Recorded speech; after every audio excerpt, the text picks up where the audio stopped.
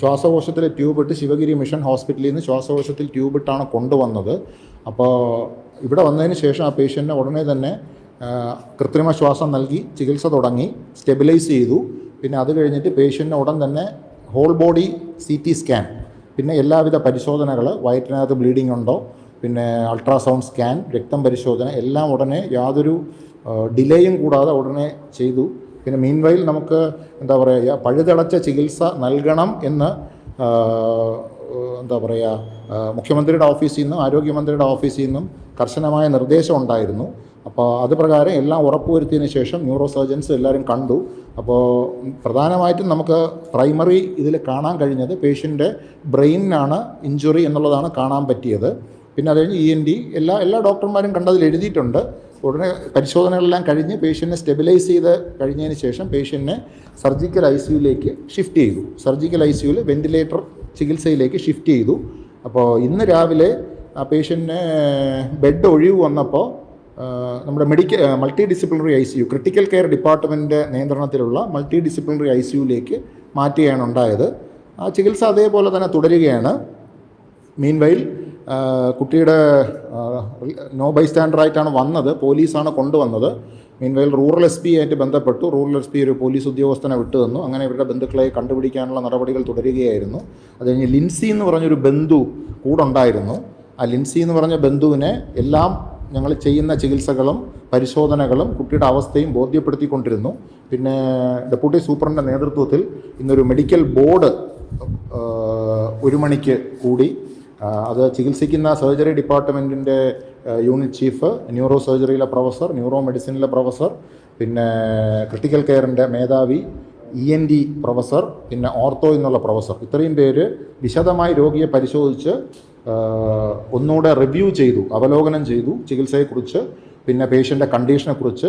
എന്നിട്ട് അത് കഴിഞ്ഞ് അവരൊരു തീരുമാനത്തിലെത്തിയതിന് ശേഷം ആ വിവരം, രോഗിയുടെ ഇപ്പോഴത്തെ സ്റ്റാറ്റസും നൽകുന്ന ചികിത്സയും ഫ്യൂച്ചർ പ്ലാൻ ഓഫ് ആക്ഷനെക്കുറിച്ചും ഈ കൂടെയുള്ള ബൈസ്റ്റാൻഡറായ ലിൻസി എന്ന് പറഞ്ഞ ബൈസ്റ്റാൻഡറിനെ വിവരമെല്ലാം ധരിപ്പിക്കുകയുണ്ടായി.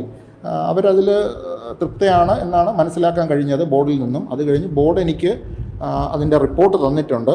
അപ്പോൾ മെയിൻലി ബോർഡിൽ എന്താ പറഞ്ഞിരിക്കുന്നതെന്ന് വെച്ച് കഴിഞ്ഞാൽ പേഷ്യൻ്റെ ബ്രെയിനിന് കുറച്ച് ഡാമേജ് സംഭവിച്ചിട്ടുണ്ട്. അത് മെയിൻലി ചതവാണ്, കൺഡ്യൂഷൻ എന്നാണ് നമ്മൾ പറയുന്നത്, അതിന് ചതവാണ്. ഇത് ന്യൂറോ സർജൻസും എല്ലാം തന്നിരിക്കുന്ന റിപ്പോർട്ട് പ്രകാരമാണ് ഞാൻ സംസാരിക്കുന്നത്.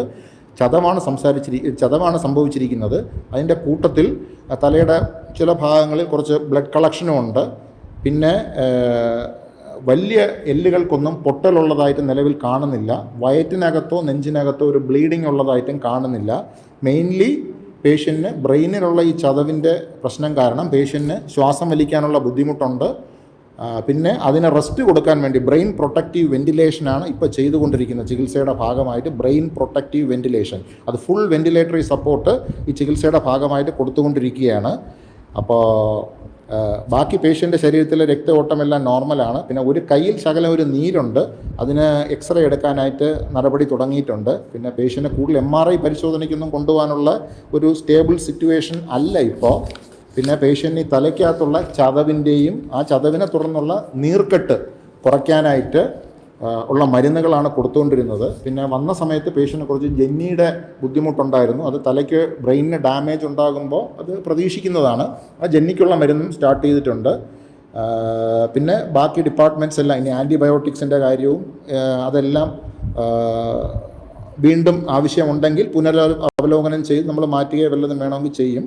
അപ്പോൾ പേഷ്യൻ്റ് ഇപ്പോഴത്തെ ഒരു ജനറൽ കണ്ടീഷൻ വെച്ച് ഈ തലച്ചോറിനകത്തുള്ള ഹെമറേജ് എന്ന് പറയും, ആ ഹെമറേജും ചതവും മാത്രം കൊണ്ട് ഇത്രത്തോളം ഒരു പേഷ്യൻ്റ് അൺകോൺഷ്യസ്നെസ് വരാൻ പാടില്ല. അപ്പോൾ ഒരു ട്രോമാറ്റിക് ബ്രെയിൻ ഇഞ്ചുറിയും പിന്നെ ഒരു ഡിഫ്യൂസ് ആക്സോണൽ ഇഞ്ചുറിയുടെ ഒരു സാധ്യതയെക്കുറിച്ചും ന്യൂറോയിലെ പ്രൊഫസർമാർ ഉന്നയിക്കുകയുണ്ടായി. അത് മിഡ് ബ്രെയിൻ എന്ന് പറഞ്ഞ സ്ഥലത്താണ്. അപ്പോൾ അതുകൊണ്ട് അതിൻ്റെ ഒരു കണ്ടീഷൻ ക്രിട്ടിക്കലാണ്. അതിൻ്റെ ഒരു റിസൾട്ട് പ്രോഗ്നോസിസ് ഗാർഡഡ് ആയിട്ടാണ് അവർ പറഞ്ഞിരിക്കുന്നത്. ഈ വിവരമെല്ലാം ഇപ്പോഴത്തെ current management and plan of action ഇതെല്ലാം ലിൻസി എന്ന് പറഞ്ഞ് ഈ കുട്ടിയുടെ സിസ്റ്റർ ഇൻ ലോ എന്നാണ് അറിയിച്ചിരിക്കുന്നത്. അവർ ആ സമയത്ത് അമ്മ അവൈലബിൾ അല്ലായിരുന്നു.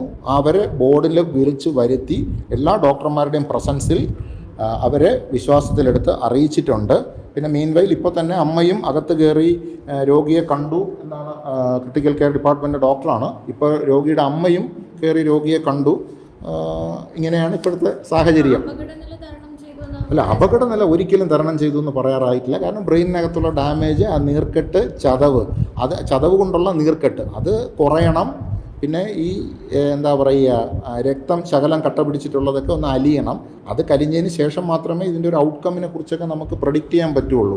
എനിവേ പേഷ്യൻ്റ് ക്രിട്ടിക്കലായിട്ടുള്ള സാഹചര്യം തന്നെയാണ്.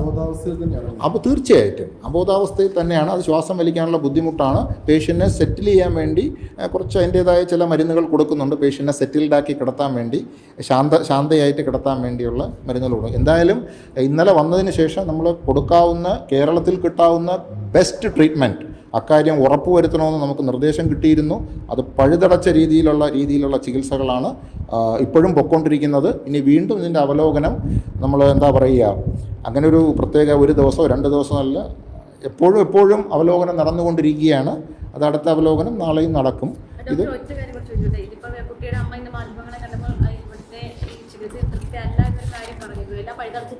അതെ അതെ അതെ അതെ അതെ കുട്ടിയുടെ കൂടെ ഉണ്ടായിരുന്നത് രാവിലെ മുതൽ ഞങ്ങളുടെ അറിവിലും ഞങ്ങളുടെ ഇതിലും ഉണ്ടായിരുന്നത് ലിൻസി എന്ന് പറഞ്ഞൊരു സഹോദരിയോ സിസ്റ്റർ-ഇൻ-ലോ എങ്ങാണ്ടാണ്. അവരെയാണ് നമ്മളിതെല്ലാം ബോധ്യപ്പെടുത്തിക്കൊണ്ടിരുന്നത്. അപ്പോൾ ഈ വരുന്ന സമയത്തും ഈ ബോർഡ് മീറ്റിംഗ് സമയത്തും അമ്മയെ ബന്ധപ്പെടാൻ ശ്രമിച്ചു. അപ്പോൾ ഫോണിൽ കിട്ടിയില്ലായിരുന്നു. പിന്നെ ഈ പഴുതടച്ച ചികിത്സ എന്നുള്ള കാര്യം നമുക്കുറപ്പുള്ള കാര്യമാണ്. കാരണം ഇത് ഒരു വ്യക്തി നടത്തുന്ന ചികിത്സയല്ല, ഒരു ഡിപ്പാർട്ട്മെൻറ്റ് നടത്തുന്ന ചികിത്സയല്ല. ഇത് തിരുവനന്തപുരം മെഡിക്കൽ കോളേജിലെ അതിപ്രഗത്ഭരായ പ്രൊഫസർമാരുടെ ഒരു ടീം ആണ് ചികിത്സിക്കുന്നത്. അതിന് മേൽനോട്ടം വഹിക്കാനായിട്ട് അത്രമാത്രമുള്ള സംവിധാനവും ഉണ്ട്. ഈ മേൽനോട്ടത്തിൽ close supervision, close watch, close monitoring, ഇതിലാണ് ചികിത്സ നടന്നുകൊണ്ടിരിക്കുന്നത്. അതുകൊണ്ട് പഴുതടച്ച ചികിത്സ എന്ന കാര്യം നമുക്ക് ഉറപ്പാക്കി തന്നെ പറയുകയാണ്. പിന്നെ രണ്ടാമതൊരു കാര്യം, ആ കുട്ടിയുടെ അമ്മ എന്തുകൊണ്ട് അങ്ങനെ പറഞ്ഞു എന്നുള്ള കാര്യം അത് വേറെ വിഷയമാണ്. അത് നമ്മൾ അതിനെക്കുറിച്ചൊന്ന് അന്വേഷിക്കട്ടെ. അങ്ങനെ വരാനൊരു ഞങ്ങളുടെ അറിവിൽ ഇതുവരെ ഉണ്ടായിട്ടില്ല. കാരണം ആ കുട്ടിയുടെ അമ്മ ഇപ്പം കുട്ടിയെ കണ്ടിരിക്കുകയാണ്. കണ്ടതിന് ശേഷം she is also comfortable, satisfied and comfortable എന്ന് മാത്രമേ എനിക്ക് പറയാം. Okay, thank you.